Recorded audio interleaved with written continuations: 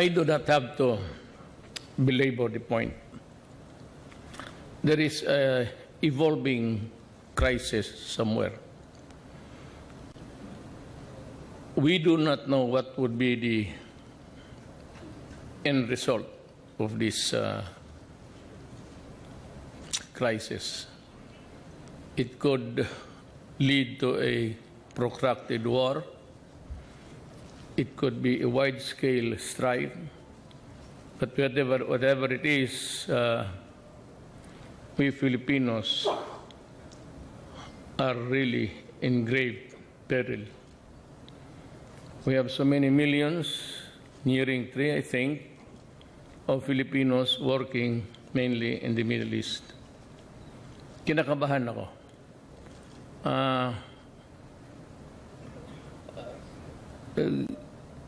Iran seems to be bent on a retaliation, which I think will come.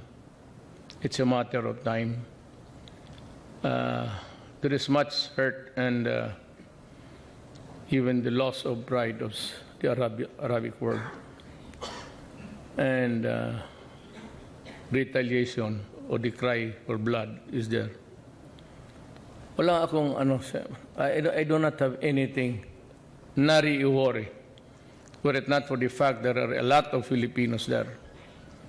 And it would take us a huge gargantuan effort just in case total war breaks out of how to bring them back safely.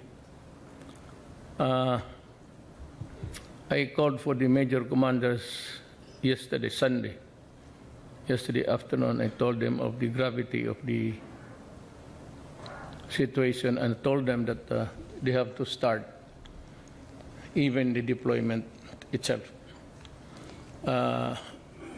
You just cannot, there's no such thing as a minimalist view here. It's fraught with danger. And I'm afraid of the so many lives of our countrymen in jeopardy in that place. So here you are. I was tinkering the idea of calling a special session Congress. Sonny Dominguez says we have unlimited funds. For that, no. He says we had the money. If it spells the difference between the life and death of Filipinos, Sonny Dominguez says we have the money. We will buy, borrow, steal. Nakawa natin yung Central Bank mismo natin. Well, if we have to do it, we will do it. But since you are all here, my dear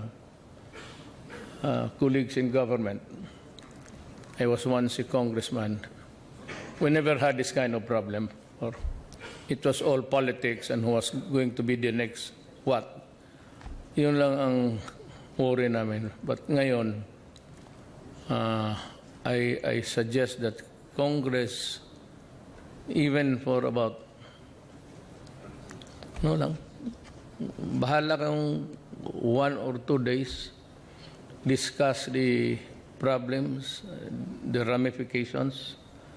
But I don't know where you want to put the money. Ako, ayaw ko. But if there's a thing that would need on standby, that the government can get immediately, source it from where, so that we can use the money immediately. This has to cut across accounting rules and all of that. I said, ako, ayaw ko. We might want to place it in the hands of a committee. Kasi ayaw ko yung magkwenta-kwenta ako pagkatapos with that huge amount. I do not want to be bothered with that kind of... we need billions there. Standby lang.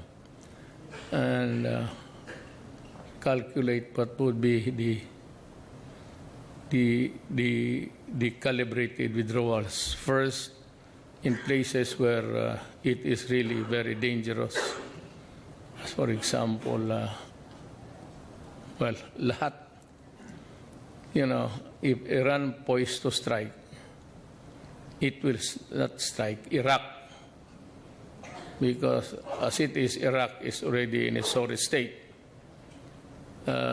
Maybe Iran rather would go for a more bloody nose. And there's only one there. It could be Saudi Arabia.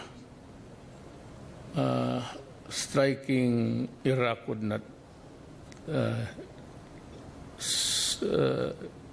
make anything out of it. Ang problema is there is two countries that are really, which is the apple of the pie, the Iranians. It's the Israel and Saudi Arabia. Kung yan ang mangyari, then we have trouble, because most of our OFWR station, majority of them are in Saudi Arabia. So I am not as bright as the others. Those with strategic minds might want to do it for us.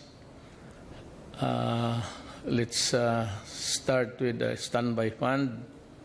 I said everybody, it's not only you, it's only me, was very allergic to how the money is spent. I do not want to hold it. We might want to get some of the men with integrity and probity, and they can be the disbursing body there. But as long as there is money, what I'm interested in, there is money. Who spends it? Congress can put the safeguards, the roadblocks there to avoid corruption. Alam mo, pag ito malaking pera at saka mabilisan ang pasa, there's bound to be some, I hate to say this, but that's always the case.